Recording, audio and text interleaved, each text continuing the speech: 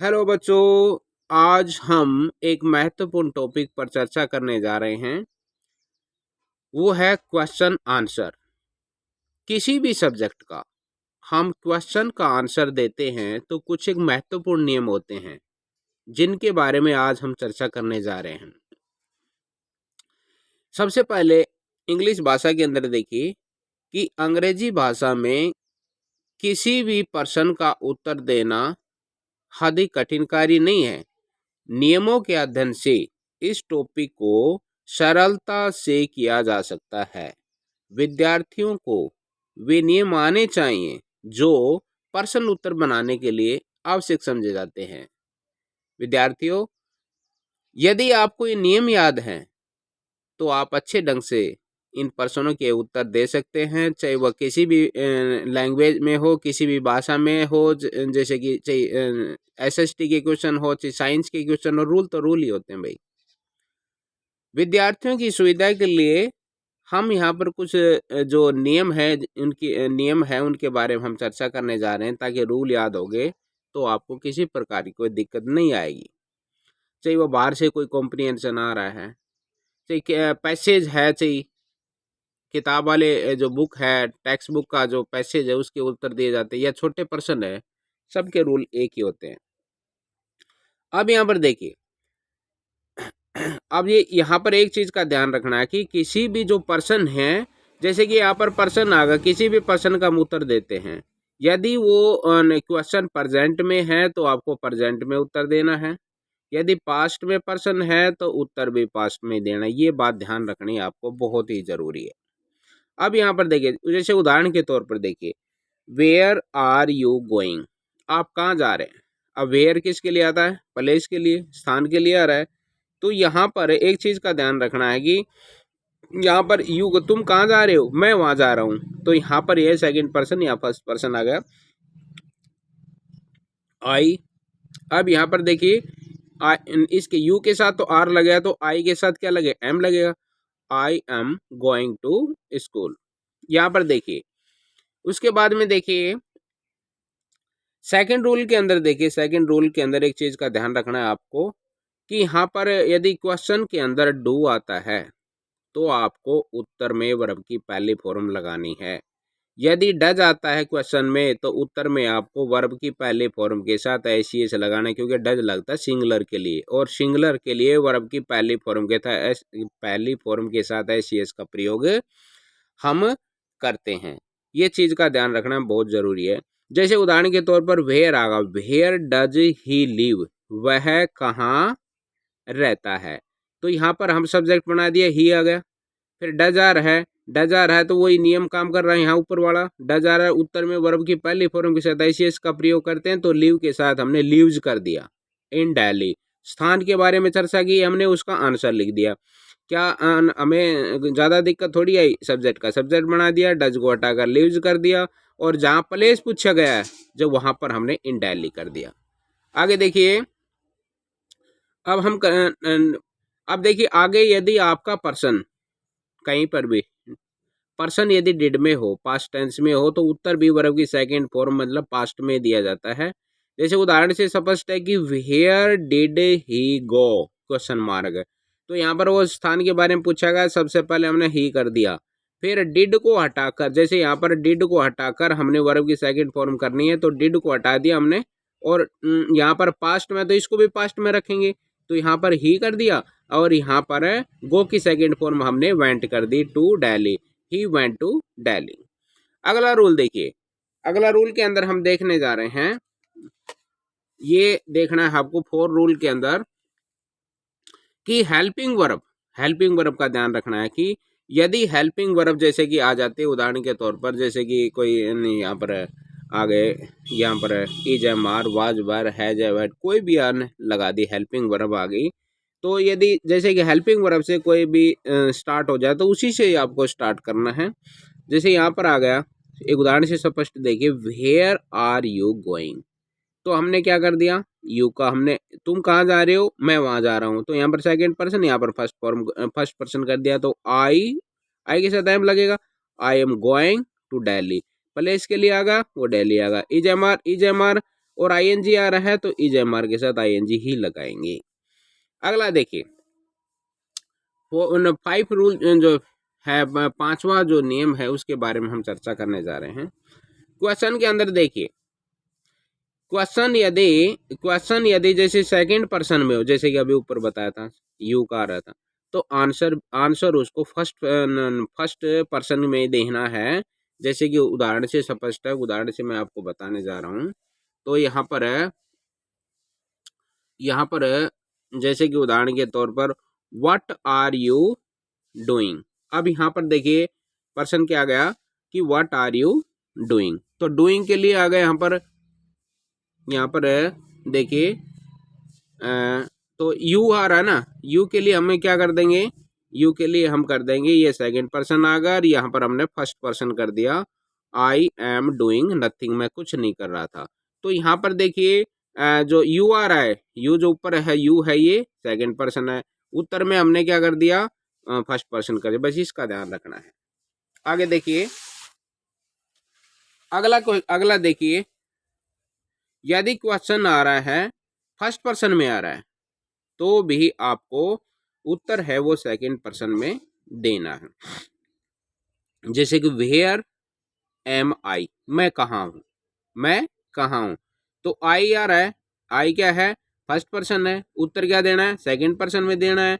तो हम आई को हमने क्या कर दिया यू में बदल दिया, you are in a hospital, तुम एक हॉस्पिटल में हो। तो यहाँ पर आई क्या आगा फर्स्ट पर्सन के लिए आगा, यहाँ पर यू है ये सेकंड पर्सन है। रूल नंबर 6 देखिए, क्वेश्चन और यदि आपका पर्सन है थर्ड पर्सन में है तो उत्तर भी थर्ड पर्सन में देना है। एग्जाम्पल से देखिए, when will he get up, वह कब उठेगा। अब यहाँ पर गागे गया गा थर्ड पर्सन, तो यहाँ पर भी थर्ड पर्सन। अब वह गेट अप में नहीं उठना, विल कब इस समय के बारे में आगा, तो ही का हमने ही कर दिया, विल का विल कर दिया, विल के बाद में फर्स्ट फॉर्म कर दिया गेट अप, और वह समय दिखा दिया एट 5 o'clock। जैसे अब यहाँ पर थर्ड पर्सन है तो उत्तर में भी सेकेंड पर्सन ना सॉरी थर्ड पर्सन कर दिया। आगे देखिए, हेल्पिंग वर्ब देखिए, यहाँ पर हेल्पिंग वर्ब आ जाती है, जैसे is am are was were has have had कुछ भी आ गई, तो यहाँ पर यस और नो में जवाब दिया जाता है यदि स्टार्टिंग हो जाती है। जैसे कि यहाँ पर आगा are you going to Delhi, क्या आप दिल्ली जा रहे हैं, तो यदि आंसर यस में हुआ तो यस आई एम, हाँ हाँ मैं जा रहा हूँ, मतलब yes I am going to Delhi, इसका कहने का मतलब ये है।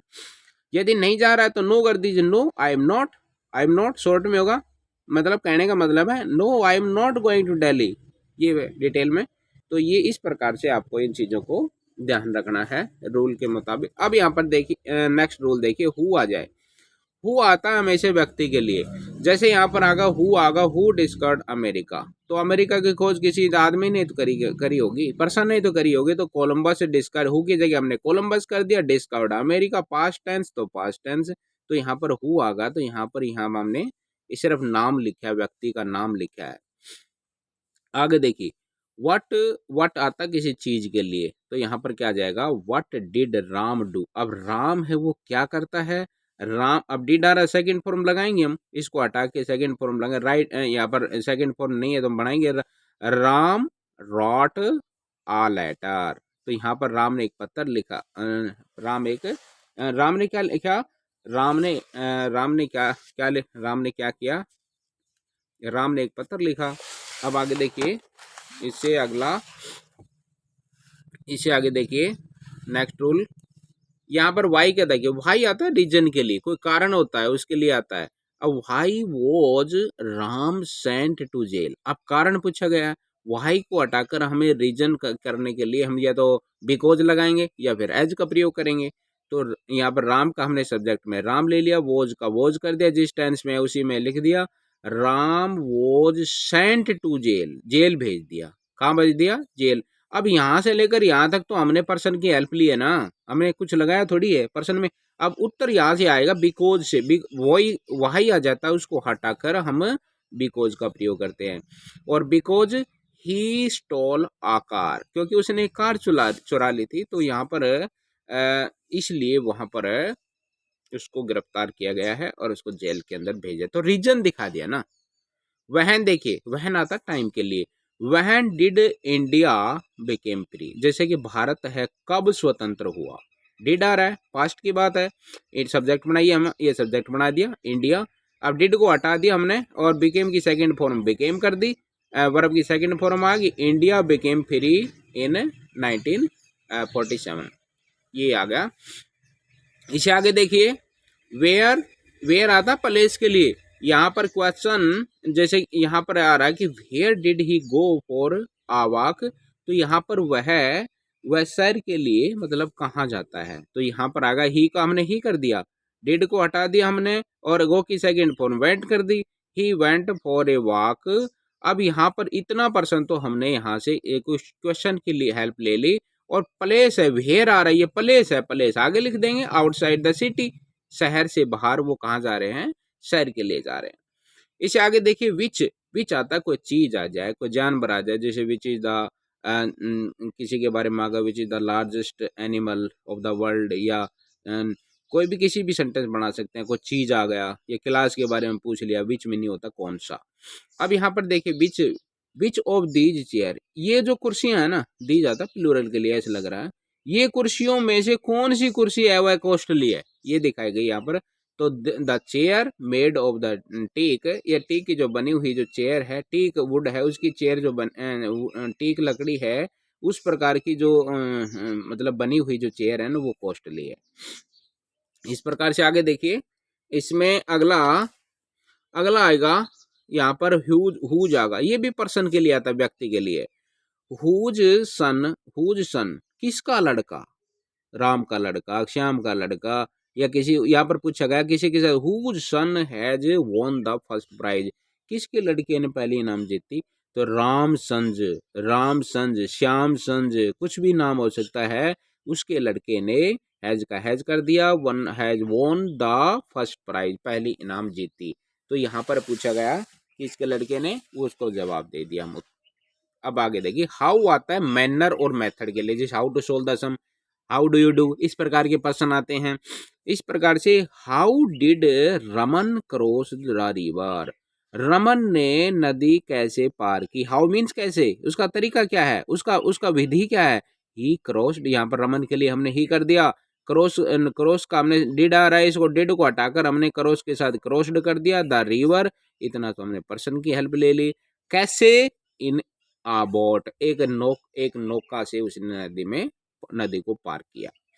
आगे देखिए, हाउ फार, किसी यहाँ पर देखिए हाउ फार आ रहा है डिस्टेंस, दूरी के लिए, जैसे हाउ फार कितनी दूर है, how far is Delhi from here, यहाँ से दिल्ली कितनी दूर है, यहाँ डिस्टेंस पूछी गई है, तो यहाँ पर दिल्ली सब्जेक्ट बना दिया, इज का इज कर दिया, अबाउट 150 माइल्स फ्रॉम हियर, यहाँ से जैसे कि 150 माइल्स है, या कोई किलोमीटर हो या जैसे भी है, वो जो भी डिस्टेंस आपको यहाँ पर बतानी है, किसी भी पर्सन की, कहते हैं कितनी भी हो वो आगे लिख देनी। हाउ मेनी होता है किसी नंबर के लिए, जैसे how many students in in in your class, आपकी क्लास के अंदर कितने विद्यार्थी, संख्या पूछिए ना, बच्चों की संख्या पूछिएगा। How many students attended the class, कितने बच्चों ने क्लास अटेंड की, तो यहाँ पर पर्सन है कि अबाउट लगभग 50 स्टूडेंट, 50 विद्यार्थियों ने, पास्ट में है तो पास्ट में उत्तर दीजिए, and attended the class, class attend की। आगे देखिए, नेक्स्ट है कि हाउ मच, मच आता है हमेशा जो क्वालिटी के लिए दिखा दिया, यहाँ पर किसी चीज की क्वांटिटी हो, मात्रा के लिए जाता है, और यहाँ पर हाउ मच आ गया, जैसे किसी मात्रा के बारे में बताया जाता है, हाउ मच मनी, कितना धन, डिड द बॉय नीड, उस लड़के को कहते हैं, लड़के को कितना धन की आवश्यकता थी, तो यहाँ पर हमने सब्जेक्ट बनाने, लड़के के लिए हमने ये सब्जेक्ट बना दिया भाई, और डिड आ रहा, डिड को हटाकर हमने नीड की सेकंड फॉर्म नीडेड कर दी, द बॉय नीडेड, कितने पैसों की जरूरत है वो हमने लिख दिया, 500 रुपीज, 500 रुपए की जरूरत है, या 1000 रुपए की जरूरत है, या 5000 की जरूरत है, जो भी है वो आगे लिख दियो। तो ये कॉमन से रूल थे, आपको पता होते हुए भी ये गलती हो जाती है, तो इसलिए मोस्टली बच्चों को नियम याद होते हैं, लेकिन हम जो उसका नियम याद होते हुए भी हम बहुत सी गलतियां कर देते हैं। जैसे कि कोई भी पर्सन आपको पैराग्राफ दे दिया, उसके प्रश्न उत्तर छाड़ने हैं, तो स्टूडेंट्स क्या करेंगे, उसमें से लाइन उठा लेंगे और इसकी सेम कॉपी देखिए ऊपर रही, यूं की यूं लाइन लिख देंगे। अरे भैया ऐसे नहीं करनी है आपको, आप रूल के अकॉर्डिंग करो ना, पूरे नंबर मिलेंगे आपको, चाहे वो कंपटीशन टेस्ट हो, चाहे बोर्ड के पेपर हो, चाहे वैसी क्लास हो। तो ये चीजें आपको ध्यान रखना बहुत जरूरी है। यूं का यूं आंसर नहीं देना है, आपको उसका रीजन ढूंढना है, उसका कारण ढूंढना है भाई। पर व्हाट है, व्हेन है, वेयर है, व्हाई है, एटसेट्रा। इस तरह से आपको ये रूल, कॉमन से रूल हैं, आपको हर जगह पर काम आएंगे, स्पोकन में भी काम आएंगे। इसलिए इन नियमों को आप अच्छे ढंग से तैयार कर लेना। आज का वीडियो यहीं तक ही। Thank you for watching video.